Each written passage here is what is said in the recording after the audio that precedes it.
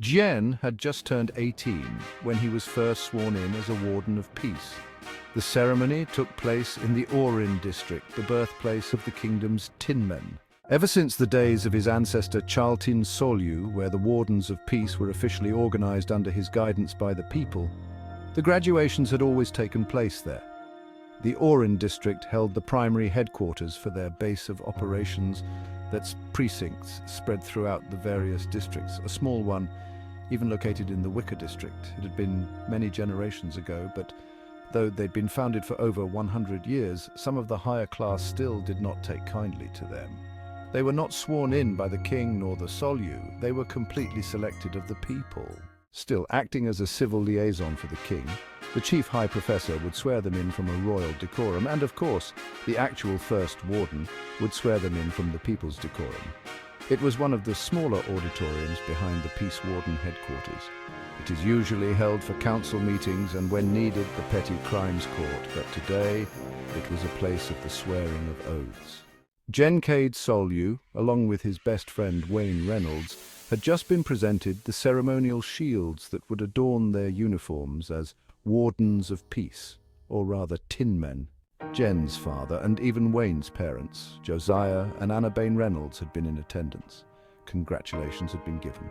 Titus Solyu almost looked proud and was sincere when telling Jen that he was proud that he wished to serve the common people. Titus and Gen's brother Cone had wanted him to be a knight or something of the sort, but Titus had taken the time to reluctantly accept Gen's path. Cone had not.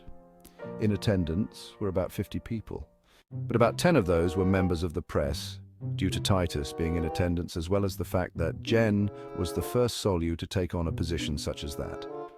The press was warm to him, and had several questions posed that he hadn't considered, but they were meant well. It put a stupid grin on his face that he didn't want to have given the occasion. It was he, Wayne Reynolds, Bert Crosby, and Trey Wilters. All four had the ceremonial Tinman uniform on, which did look nice. A grey button-down shirt encased with a fitted black coat with gold buttons aligning the right side. They didn't wear the belts that they would in the field, but simply had the trouser belt that went underneath. Their tin badges had a silver luster to them that had the scales of justice along with the wicker insignia.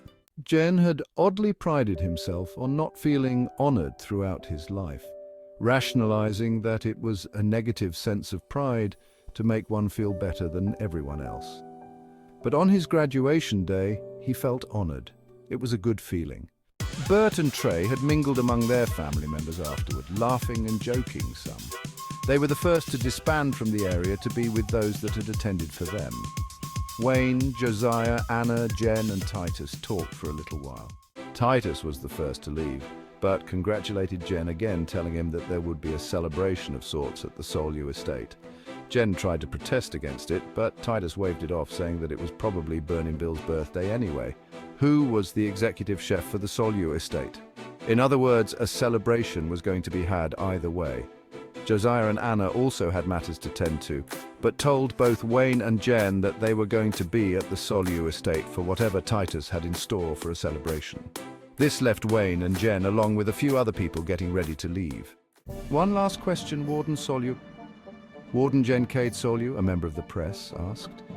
Jen turned around with a smile. He looked to Wayne. I'm going to have to get used to that Warden Solyu bit. Yes, sir, what's the question? For years, the Solyu have served the royalty in expansions, war efforts, and even restructuring.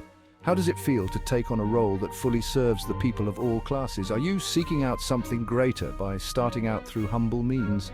Though it wasn't in the exact words, it was a question he was expecting to get. Come on now, let's move on out, the first warden, Mark Dorriman, said. His words were loud, but not stern. It's like he had grown accustomed to saying them. The first warden was the department head of the Wardens of Peace. He had been there a while, and Jen could tell since the first day he walked in the office that he was both excited and extremely nervous to have a Solyu in his ranks. There will be more time for questions later, Dorriman said. But it's just that the member of the press began. Please. He motioned to the exit, clear out. They reluctantly cleared out of the area, and other tinmen who had been in the ranks for an assorted amount of years joined Jen and Wayne to congratulate them. The words brought an immediate silence in the area. The tinmen looked to the door and saw Cone Solyu standing there. Cone was 29 and had progressed quickly in the ranks of the Wicker Knights. He currently was placed just beneath his father and would be the first knight whenever Titus Sollius stepped down. Cone, Jen said in realization, every bit of the smile that was on his face had fallen away. The Tinman and the First Warden completely cleared out of the building. Wayne stayed with Jen, but was uneasy as well. Cone approached them in his formal attire. Light clippings of armor spread ceremoniously about his attire. Nothing that would offer real protection, but Cone didn't need it. He had apparently been working in detail concerning the king in the Wicker district, or his attire would have been different. Jen cursed himself for not knowing this beforehand. Jen stood just a little over 6 feet in height, which was fairly tall in comparison to the common people. Cone stood over half a foot taller and had become bulkier as he had seasoned in his oath as a knight. His skill exceeded his size, and the only one that could possibly best him was their father. "Are you such a coward that you will not respond to a formal demand of presence from a Knight of Wicker?" Cone asked. His voice sent a surge of adrenaline through Jen, who did everything to stifle the panic within him.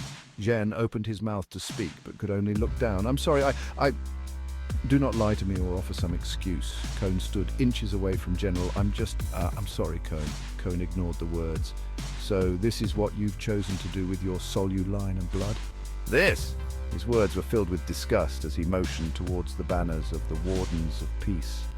"Well, it's better than the kitchen duty the Solyu Lord tasked him with." Wayne said for General Solyu Lord was the official title of the head of House Solyu, despite it not being the proper one for Titus. The words probably weren't intended to have the sarcasm they did. That was a punishment, Cone said. Not breaking his gaze from General, he paused for a moment. "So, this is what's become of you? Now, only your friends can speak on your behalf." Cone began to pace a little closer to some of the banners with his back to both Jen and Wayne. "Subjects protecting subjects. There might have been a shred of nobility at the concept behind the Wardens of Peace in the days of our great-grandfathers. Now all it's become is a cesspit to deal with domestic squabbles and petty disputes. This is what you will dedicate your Solyu blood to? This?" The last word thundered throughout the small auditorium. For a moment, the harshness ceased, and Cone shut his eyes.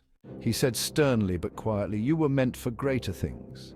He then repeated, thundering it in rage, "You were meant for greater things, not serving weak subjects whose only wish is to grow weaker in the luxuries of the kingdom, in the luxuriousness of their freedoms." Jen wanted to say something along the lines of, "They're citizens, not subjects," but couldn't formulate the words in his fear. "How dare you? How dare you make a mockery of our power?" He again thundered towards General All for this. He quickly approached General Jen, backpedaled, and put his arms up in a futile effort to block a possible strike from Cone, but his enraged brother ripped the badge off of his coat instead.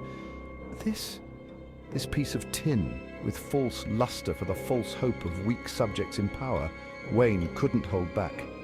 "The kings before you instilled us. Your fathers before you instilled us. You hold Solyu's oath so high and mighty. We are Solyu's will also." Jen shot a glance at Wayne, horrified. Cone slowly looked to Wayne. "So this one speak, yet again, how true you feel you speak." He approached Wayne, who tried with all his might to stand his ground, but even he looked away, unable to return Cone's gaze. "Now you hear me, boy. You may be the son of Josiah Reynolds, a master of arms and friend of my father's, but you are not him, and I am not Titus. Your fraternal lineage is still common, born from the Republic, foreigners, and because you're not of my class, you have no ability to understand, and for that I'll extend my grace. But know this. I can take what power you have accrued and shove you in a Bowery, stripped of wealth, stripped of name, and stripped of honor. Know this, Wayne Reynolds, it will be you who breaks your father's oath to mine, for he will undoubtedly leave my father's side in protest of this act. For Josiah Reynolds is a simple mind too. Know this, Wayne Reynolds, take the grace of my warning and leave my sight." Jen just stared at Wayne as if it was Wayne who had been out of line. Wayne looked to Jen with disappointment, but quickly thereafter with understanding. He nodded his head towards Jen, and Jen nodded back. Wayne then quickly walked out of the auditorium. Cone watched as he left, holding his ground close to General He's fetching Titus. "I know your little gestures you have for one another." Cone looked around the auditorium again. Such celebrations for this. Knights need no formal celebration. The honor is as it is within itself. Wardens of peace with their little pins and little stripes on their uniforms, they have no concept of honor. Having to be rewarded like a child winning a race is not honor, boy. Pins and badges are trinkets, toys, not honor. Jen, his voice cracking, finally stuttered out, "I want no honor, I just want to help who I can. I don't want, no dishonor anything." Cone looked to Jen with grave disappointment. Then help them. He flicked his wrist and snapped the badge into Jen's chest. It bounced off and clanked to the ground. "I will no longer consult with a brother who wants no honor. I will relieve you with this fact. I'll not speak to you again. If you wish to speak to me, I will accept only a few words that I know you will never speak. But if you do..." He then got closer to General. "You best be ready for my response, boy." Cone stormed out of the auditorium, leaving Jen alone. He dropped to a knee, closing his eyes and for a moment doing nothing. He tried to regain control of his breathing. His heart was racing and he had a stress headache that only Cone could bring about. He opened his eyes and picked up the badge, looking at it saddened. He stood back up with his head still lowered. Jen stood alone.